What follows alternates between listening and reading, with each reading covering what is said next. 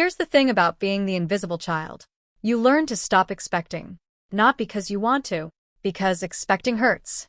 Because every time you reach out your hand, someone slaps it away or pretends not to see it. My name is Megan. I'm 28 years old. I live in Denver, Colorado, which is exactly 1,247 miles from the small Ohio town where I grew up. I moved here 6 years ago. For grad school. Then for a job. Then, because I couldn't imagine going back. Distance is a funny thing. It doesn't heal wounds, but it makes them easier to ignore. You stop noticing the empty chair at the table when you're not sitting at the table anymore. I thought I was fine. I thought I'd made peace with my family's math, the way they added up love in fractions, with my brother always getting the whole number and me getting the remainder. Then I sent that text, and everything I'd been pretending came rushing back. Welcome back to Gentle Drama. Get comfortable. Grab your coffee. The people in this story had every chance to do the right thing. They just didn't. Drop a comment and tell us, what city are you watching from, and how old are you? And be sure to subscribe. You're going to love it here. Let me tell you about my family. My mother, Jenny, 56, homemaker. The kind of woman who believed that a clean house and a hot dinner were the only love languages that mattered. She loved me. I know she did. But she loved my brother louder. My father, Walter, 59, retired auto mechanic, a man of few words and even fewer emotions. He showed love by fixing things, cars, leaky faucets, the garage door. He never figured out how to fix the spaces between us. And my brother, Kyle, 30, the golden child, the firstborn son, the one whose baby pictures covered the hallway wall while my single graduation photo sat in a frame near the coat closet, gathering dust. Kyle was handsome. Kyle was charming. Kyle could do no wrong. When he got AB in high school, my parents hired a tutor. When I got an A, they said, "That's nice, honey." When Kyle crashed my father's car at 17, they paid for the repairs and never mentioned it again. When I came home 5 minutes past curfew at 16, they took away my phone for a month. The math was simple. Kyle was the sun. I was the moon. I reflected his light and asked for nothing in return. I never thought about that math. Not consciously, but I felt it. In the way my mother's voice lifted when she answered his calls. In the way my father's shoulders relaxed when Kyle walked into the room. In the way Sunday dinners revolved around his job, his girlfriend, his plans, his life. My plans? My life? Those were filler. Background noise. The stuff you talk about when Kyle runs out of things to say. I moved to Denver for a reason. Not just for the mountains. Not just for the job. Because Denver was far enough that I couldn't drive home for the weekend. Far enough that I had an excuse not to come for every birthday and holiday and random Sunday dinner. I told myself I was building a life, a career, friends, a future, and I became a graphic designer at a small firm downtown. I made friends who remembered my birthday. I adopted a cat named Oliver who slept on my chest and purred me to sleep. But I also told myself a story. The story was, my family loves me. They just show it differently. I don't need them to prove it. That story worked. For 6 years. Until the wedding. Kyle got married last spring. The wedding was in Ohio. I flew in for it. 3 days of pretending. 3 days of smiling. 3 days of watching my parents orbit Kyle and his new wife like planets around a star. I was the sister who helped. I helped with the decorations. I helped with the seating chart. I helped calm my mother down when the florist delivered the wrong centerpieces. Kyle hugged me. "Semks, Meg, you're the best." Then he went back to the party. I stood by the punch bowl, watching everyone dance. My parents were laughing. Kyle was spinning his wife. Nobody noticed I wasn't dancing. That was the first time I thought, what if I stop helping? What if I stopped showing up? Would anyone even notice? I didn't answer the question. I packed my bag, flew back to Denver, and tried to forget. 6 months later, I got a text from my mother.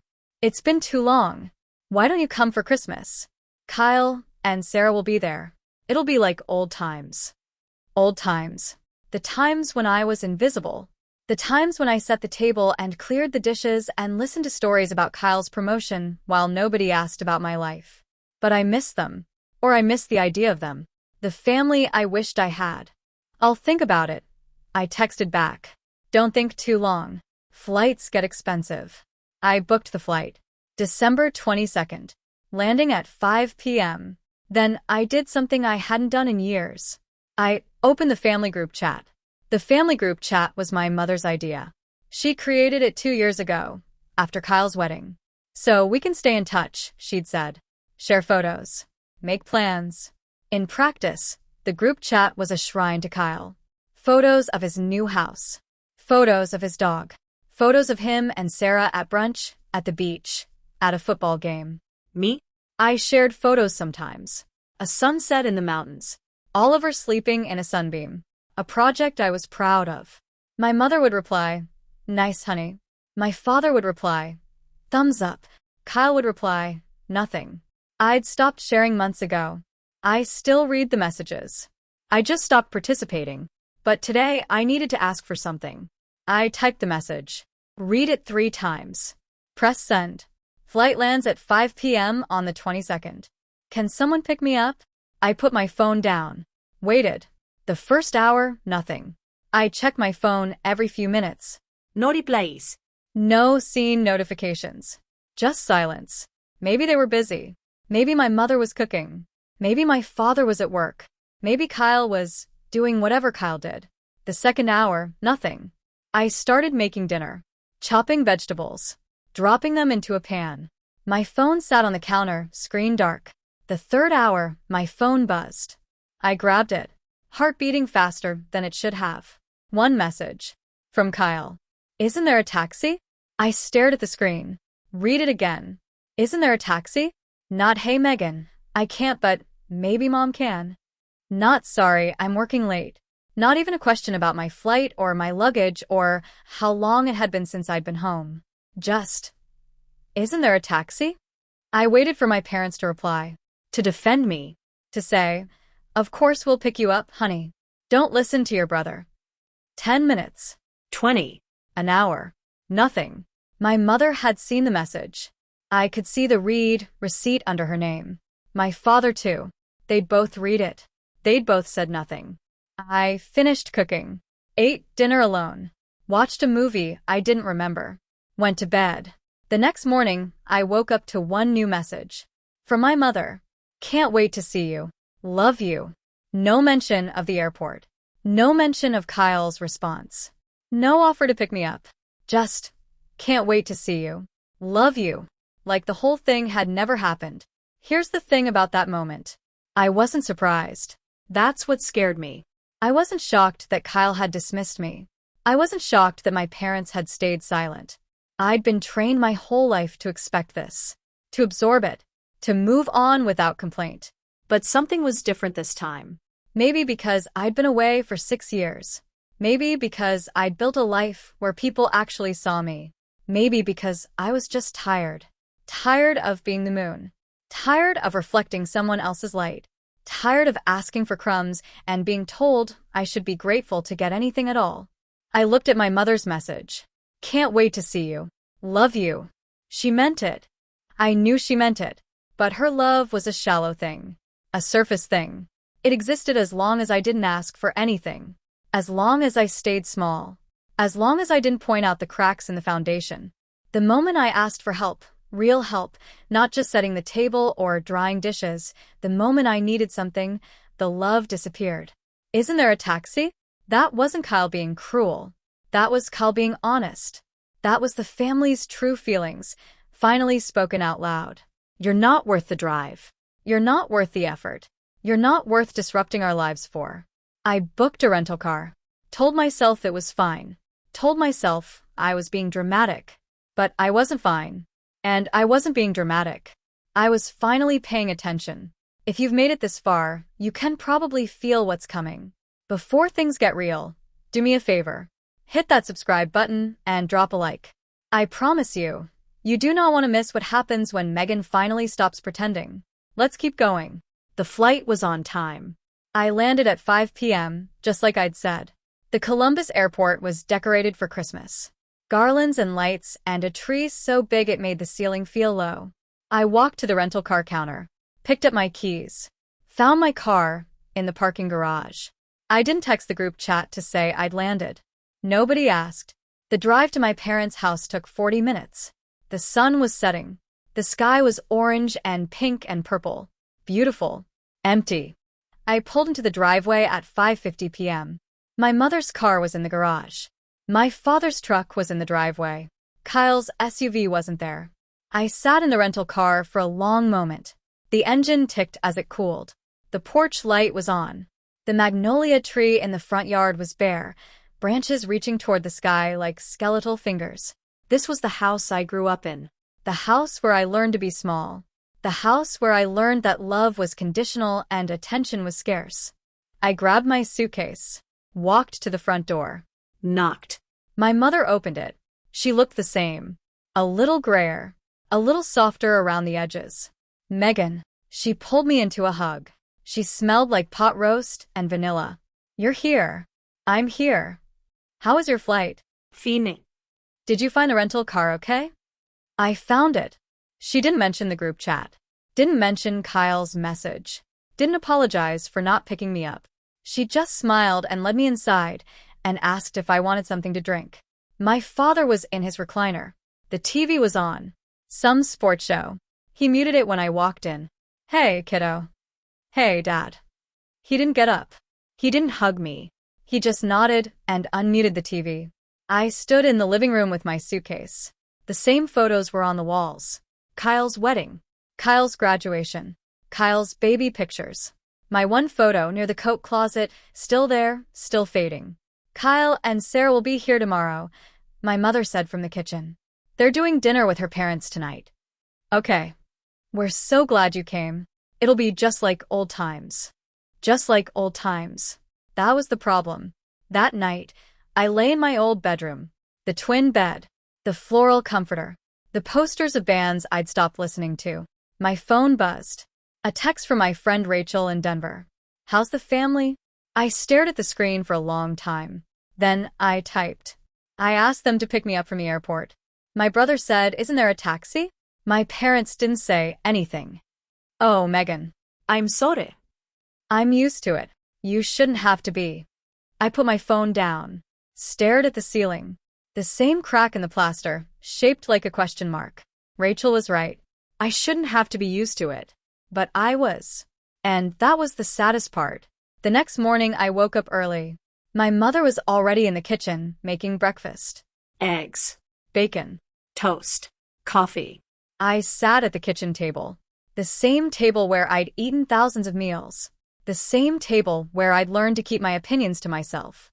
Can I help? I asked. No, no. You're a guest. Sí. A guest. Not a daughter. A guest. I poured myself a cup of coffee, drank it black, watched my mother move around the kitchen. Kyle and Sarah will be here at noon, she said. I'm making pot roast for dinner. Okay. You remember Sarah, right? She's lovely. Just lovely. I remember. They're trying for a baby, you know. I'm going to be a grandmother. She said it like it was the most exciting news in the world. Like the universe had finally delivered something she'd been waiting for.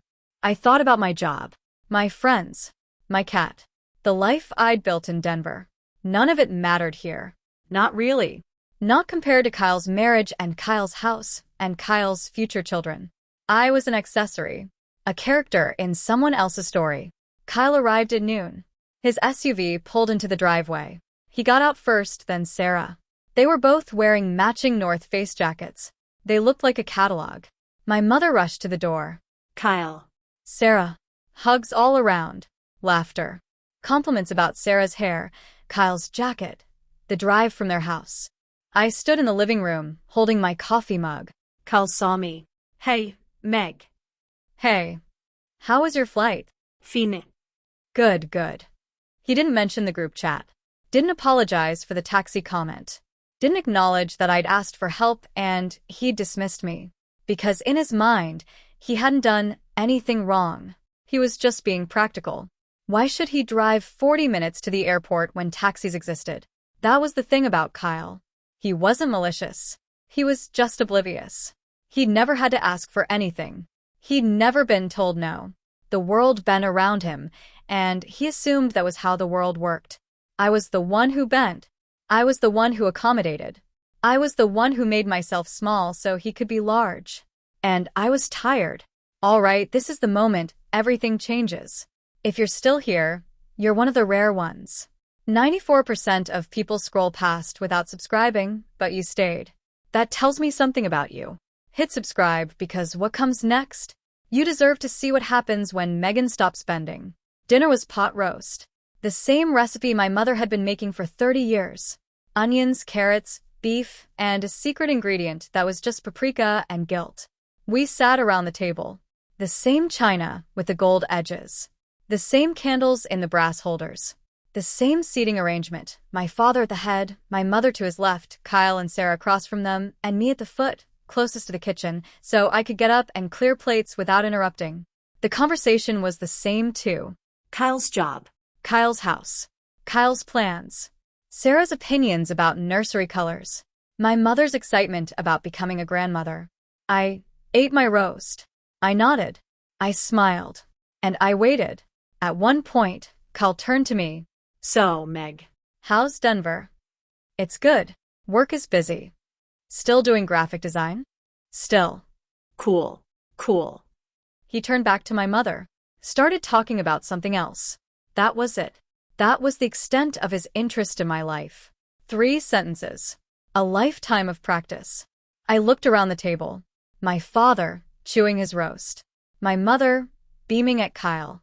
Sarah, scrolling through photos of paint samples on her phone. Nobody was looking at me. Nobody ever looked at me. I set my fork down. Parallel. The way my mother taught me. I'm going to take a walk, I said. My mother looked up. In the dark. It's not that dark. Be careful. I put on my coat. Walked out the front door. The air was cold. The stars were bright. The magnolia tree was bare. I walked to the end of the driveway. Stood there. Looked up at the house. The warm light spilling from the windows. The silhouette of my family moving around the dining room. They wouldn't notice I was gone. Not for a while. Not until someone needed their water refilled, or their plate cleared. That was my role. The helper. The filler. The one who existed to make everyone else's life easier. I thought about the group chat. The message I'd sent. The reply from Kyle. The silence from my parents. Isn't there a taxi?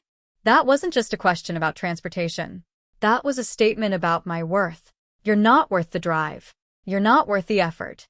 You're not worth disrupting our lives for. And the worst part? They didn't even know they were saying it. They'd been saying it my whole life. In 1,000 small ways. 1,000 small cuts. 1,000 small reminders that I was second. That I was less. That I was the moon, not the sun. I turned around. Walked back to the house. Opened the front door. The laughter from the dining room reached me before I saw them. Kyle was telling a story. My mother was laughing. My father was smiling. I walked past the doorway. They didn't see me. I went up to my room. Closed the door. Sat on the twin bed with a floral comforter. And for the first time in my life, I let myself feel the anger I'd been swallowing for 28 years. Here's something I learned that night, sitting on my childhood bed. Anger doesn't come all at once. It builds. Slowly. Quietly. Like water seeping through cracks in a dam. And when the dam breaks, it doesn't make a sound. It just collapses, and suddenly everything is underwater. I sat on that twin bed for 2 hours. I didn't cry. I didn't scream. I just sat there, replaying every conversation, every dinner, every moment I'd made myself small so Kyle could be large. I thought about the time I won the art contest in 6th grade. My mother said, "That's nice, honey," and then turned to Kyle to ask about his baseball game. I thought about the time I graduated college. My parents came to the ceremony, but they left early because Kyle had a work emergency that turned out to be a happy hour. I thought about the time I called my mother after a bad breakup. She listened for 5 minutes, then said, "Kyle just got engaged. Can we talk about this later?" 1,000 small cuts. 1,000 small reminders that I was second. That I was less. That I was the moon, not the sun. And now this. The group chat. The taxi. The silence. I'd asked for one thing. One small thing. A ride from the airport. And they told me, without saying it, that I wasn't worth the drive. My phone buzzed. "Rachel, How are you holding up? I typed back. I'm not. I'm going to talk to them tomorrow. Talk to them about what? Everything. Are you sure that's a good idea? I stared at the question. Was it a good idea? Probably not. My family didn't do confrontation. My family did silence and smiles and pretending everything was fine. But I was done pretending. I don't care if it's a good idea. It's the only idea I have left. I didn't sleep that night. I lay in bed, staring at the ceiling, listening to the house settle, the creak of the floorboards, the hum of the furnace, the distant sound of my father snoring. At some point, I got up, walked to the window, looked out at the street. The neighbors across the way had their Christmas lights on, red and green and blue, blinking in a pattern that was supposed to be cheerful. It looked desperate. I thought about leaving, getting in my rental car right now, driving to a hotel, flying back to Denver tomorrow, disappearing before anyone woke up. But that was the old Megan, the one who made herself small, the one who avoided conflict, the one who swallowed her anger and called it peace. I wasn't that person anymore. I got back in bed, closed my eyes, waited for morning. If you've made it this far, you're one of the few. Most people would have stopped by now, but you stayed. That tells me something about you. Hit that subscribe button and drop a like. What comes next? You don't want to miss it. Breakfast was awkward. My mother made pancakes. My father read the newspaper. Kyle and Sarah weren't there yet. They were coming later for lunch and presents. I sat at the kitchen table. My coffee was cold. I didn't care. You're quiet this morning, my mother said. I'm thinking. About what? I set my cup down, looked at her. About the group chat. About my message. About Kyle's response. My mother's smile faltered. Oh, that. He was just joking. You know how he is. Was he joking? Or was he telling the truth? Megan. No one offered to pick me up. No one said anything. Kyle asked if there was a taxi, and you and Dad just stayed quiet. My father lowered his newspaper. We didn't think it was a big deal. A big deal. I asked for help. One time. One small thing. And you couldn't do it. We didn't say we couldn't. You didn't say anything. That's the problem. My mother reached across the table, tried to take my hand. I pulled it away. You're upset, she said. I understand, but you're overreacting. It's just a ride. You got a rental car. Everything worked out.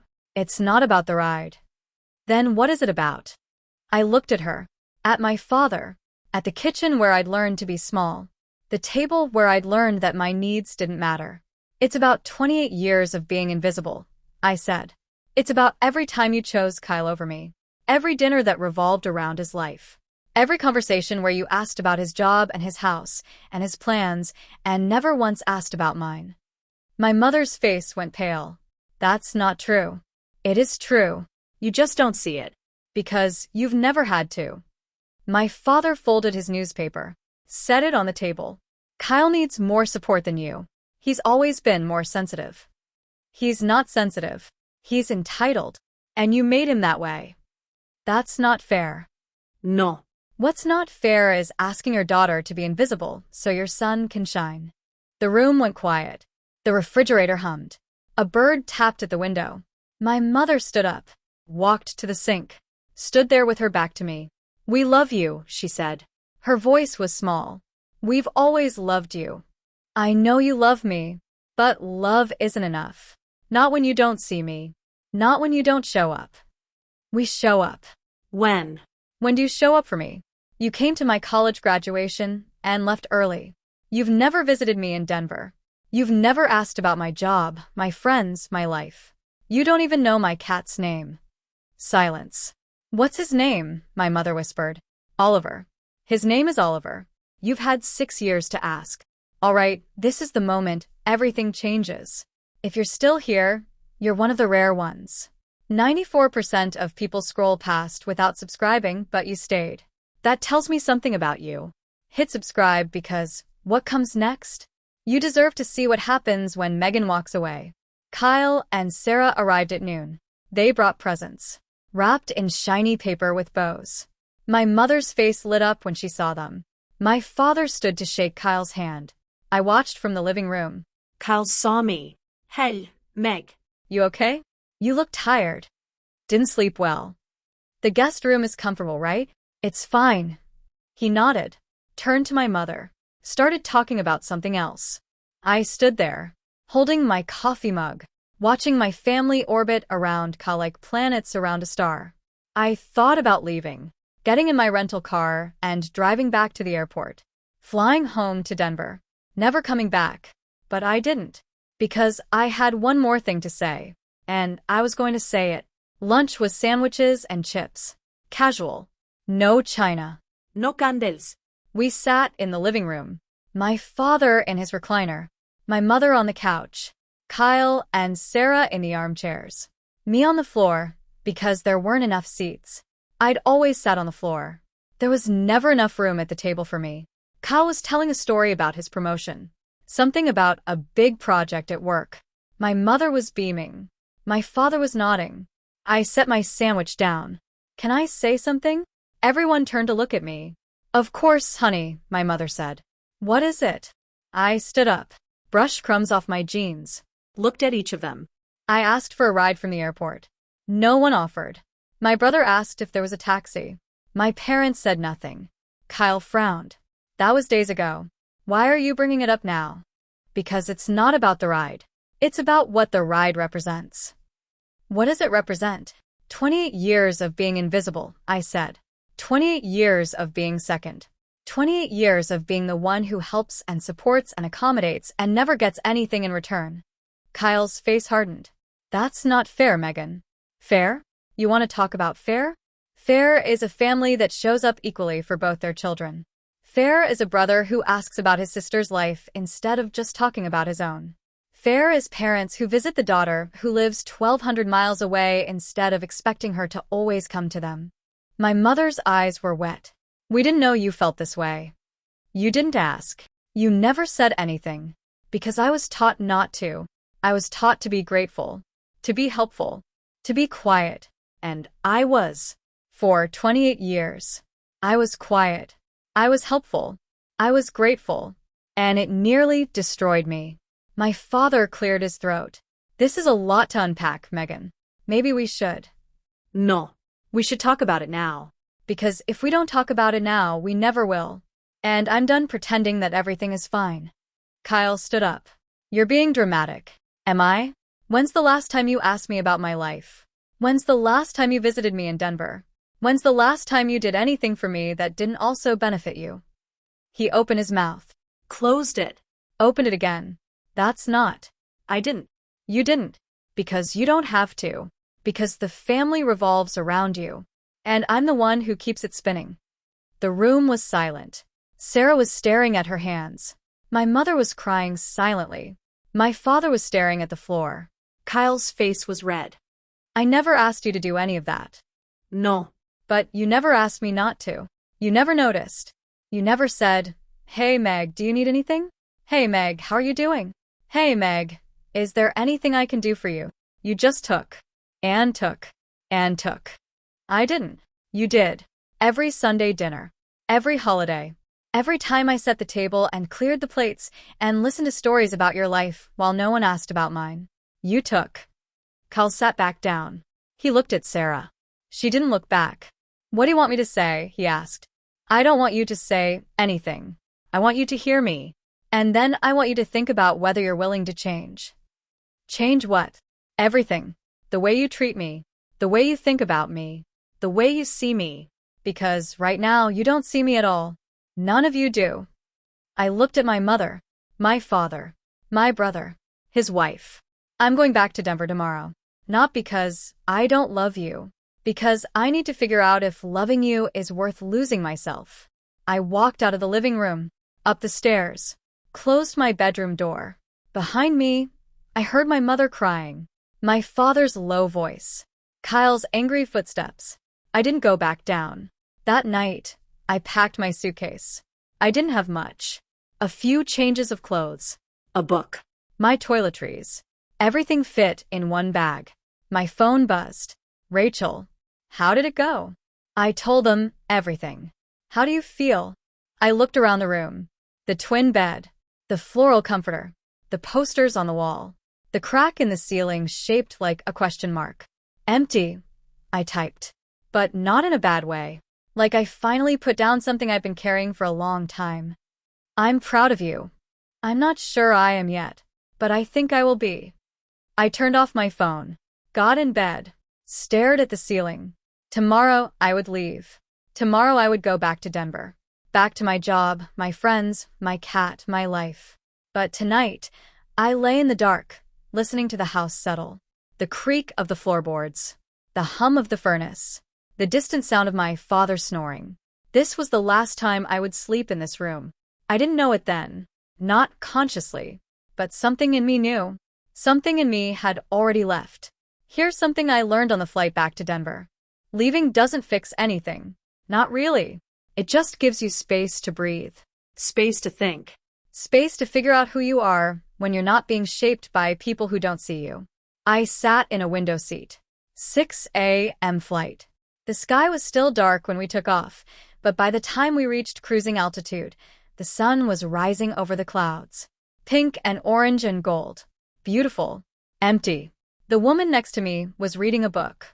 Something with a cracked spine and a coffee stain on the cover. She didn't talk to me. Didn't ask why I looked like I'd been crying. I appreciated that.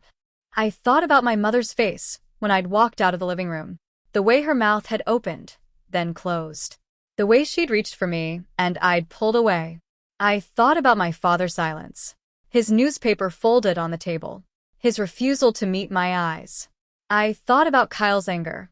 The red flush on his neck. The way he'd stood up like he was going to fight me, then sat back down when he realized there was nothing to fight. And I thought about Sarah, sitting in the corner, staring at her hands. She'd seen it. The dynamic. The way the family bent around Kyle. The way I'd been erased. She hadn't said anything. But she'd seen. That was something. The plane landed at 7:45 a.m. Denver time. I walked through the airport on autopilot. Baggage claim. Rental car return. Shuttle to the parking garage. My car was right where I'd left it, dusty and cold. I drove home. The sun was higher now. The mountains were purple in the distance.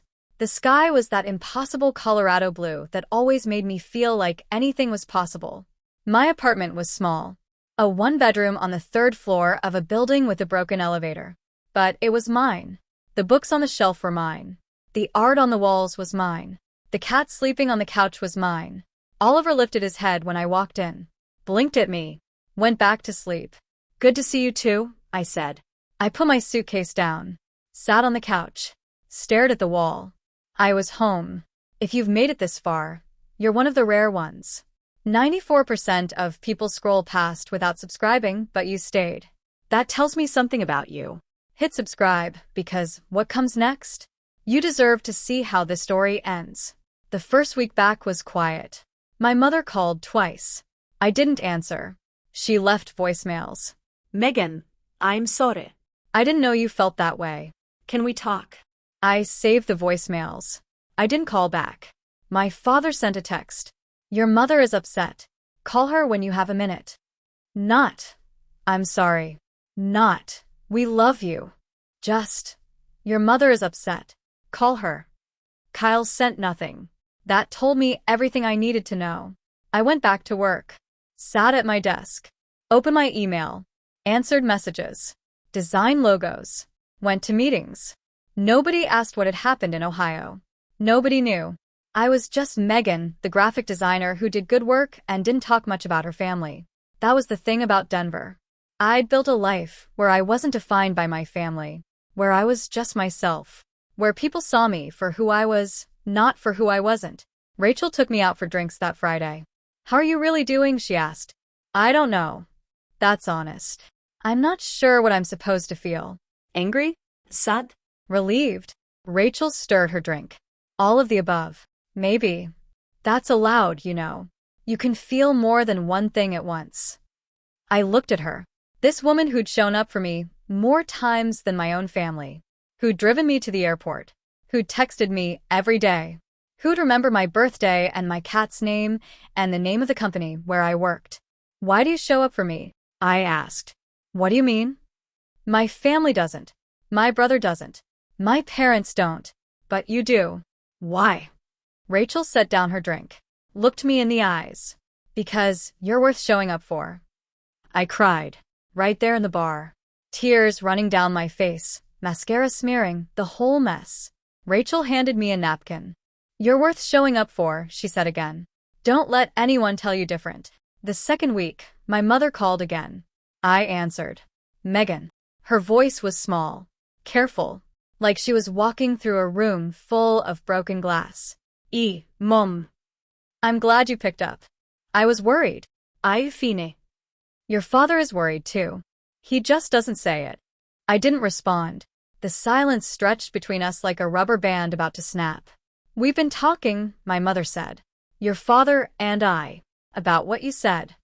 And I think you were right. About some of it. Some of it. Which parts? My mother sighed. We haven't been fair to you.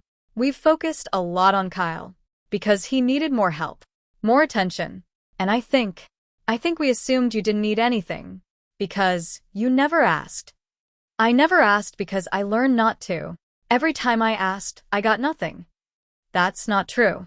Name one time. One time I asked for something, and you showed up. Silence. Mom. Name one time. Your graduation, she whispered. We came to your graduation. You left early. Because Kyle had a happy hour. It wasn't a happy hour. It was a work thing. It was a happy hour, Mom. I Googled the company. It was a happy hour. More silence. The rubber band snapped. I'm sorry, my mother said. I'm sorry we didn't show up for you. I'm sorry we made you feel invisible. I'm sorry I didn't ask about your cat. I closed my eyes, pressed the phone against my ear. What's his name? Oliver. Oliver, she repeated, like she was memorizing it. That's a good name. Mom, yes. I need time. I'm not ready to come back. I'm not ready to pretend that everything is fine. I understand. I'm not sure you do. But I appreciate you trying. I hung up, sat on my couch. Oliver climbed into my lap and started purring.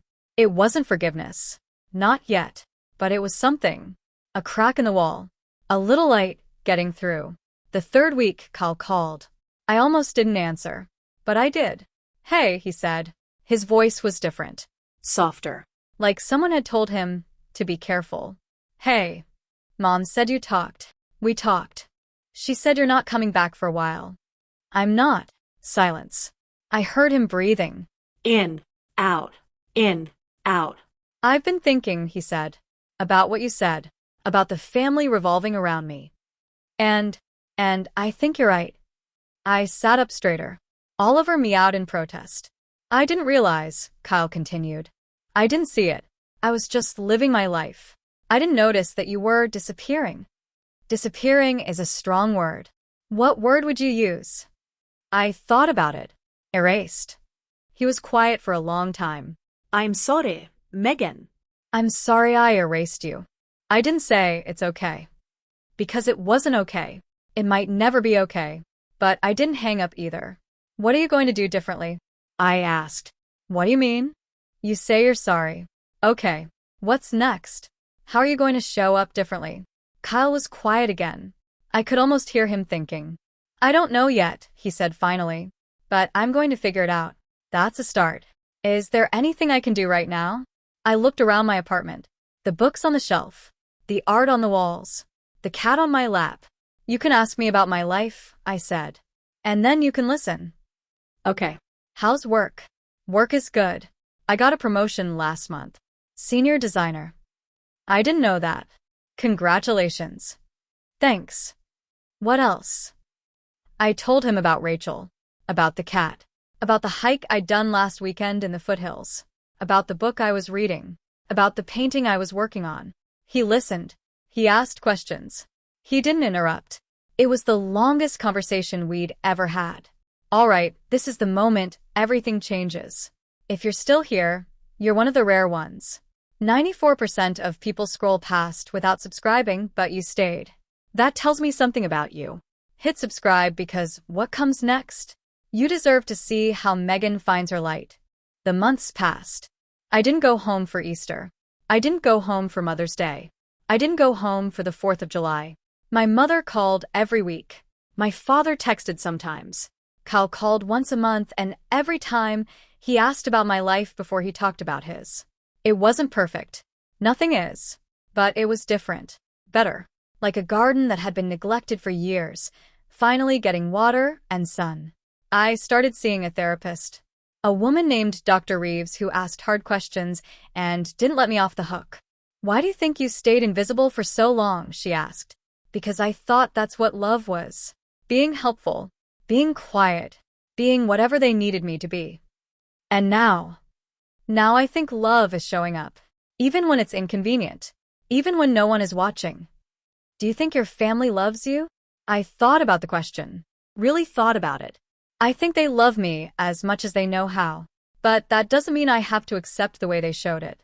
I can love them from a distance. I can forgive them without forgetting. Dr. Reeves nodded. That's a healthy boundary. It doesn't feel healthy. It feels lonely sometimes. Growth often does.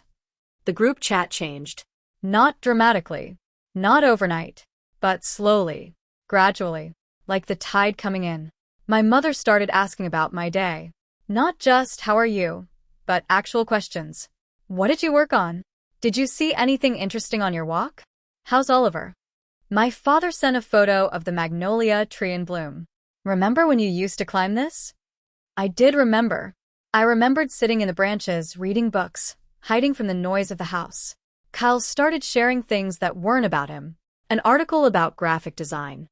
A hunikat video. A memory from childhood. "Remember when you won that art contest? Mom still has the drawing somewhere." I didn't know that. I didn't know she'd kept it. "Send me a picture," I texted. He did. There it was. My 6th grade drawing. A horse running through a field. The colors were faded. The paper was yellowed. But there it was. She'd kept it. All those years, I thought she hadn't noticed. But she'd kept it. I didn't go home for Christmas. I couldn't. Not yet. The thought of sitting at that table, in that chair, eating that pot roast, pretending it was too much. Instead, I flew to Denver. Rachel hosted. A small gathering at her apartment. 7 people. A tree that was too big for the room. Cookies that burned on the bottom. Wine that was too sweet. It was perfect. I called my family on Christmas morning. Video call. My mother answered. Her face lit up when she saw me. "Megan, we miss you." "I miss you too." Kyle waved from behind her. "Hey, Meg." Oliver says hi. He was holding up his phone. On the screen was a photo of my cat. I'd sent it to him weeks ago. He'd saved it. That small thing. That tiny gesture. It meant more than he would ever know. We talked for an hour. My mother showed me the tree. My father showed me the new bird feeder he'd installed.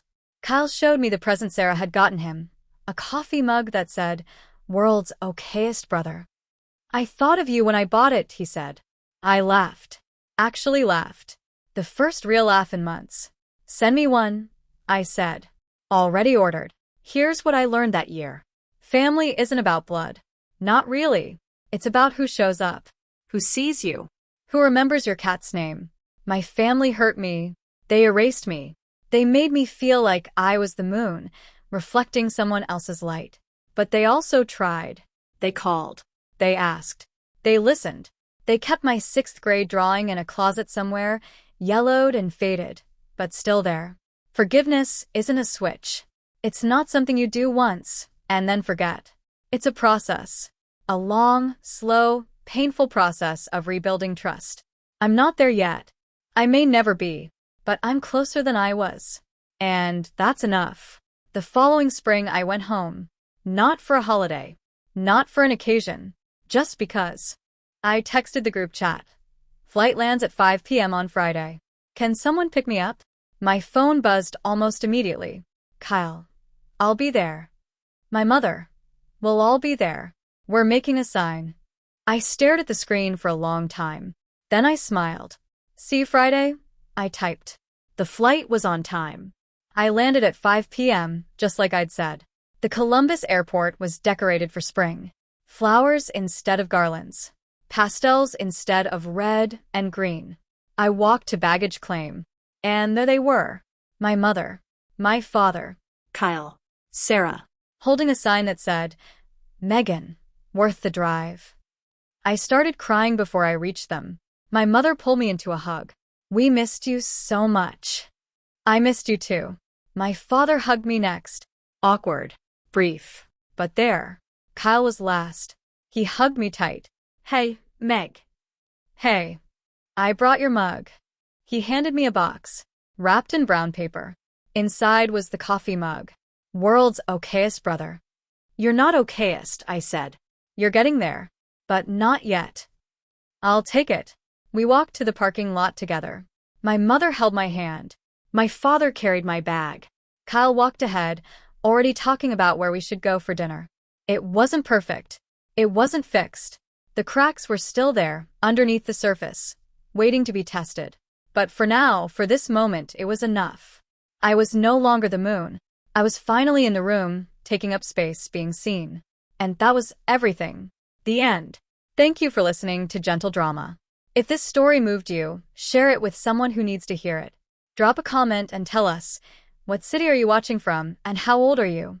Have you ever felt invisible in your own family? Subscribe for more stories about boundaries, healing, and finding your light. And remember, you are worth showing up for. Always.